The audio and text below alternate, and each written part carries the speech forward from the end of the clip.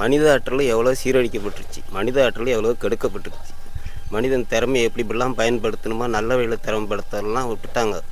எப்படி அவன் மூளையை கெடுத்து பைத்தியமாக்கி குடிக்க அடிமையாக்கி குடும்பத்தை எப்படி அழிக்கலாம், குடும்பம் முன்னுக்கு வராம்போது இந்தமாரி பல திட்டங்களால் இனத்தையே அழிச்சு விட்டாங்க, மனித ஆற்றலையே கெடுத்து விட்டாங்க.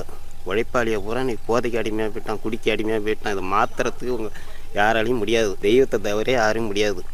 எவ்வளவு பண்ணணுமோ ஏமாற்றணுமோ பொய் சொல்லணும், விளம்பரத்தை பூரா காட்டி மக்களை ஏமாத்துறாங்க, பொய் சொல்கிறாங்க.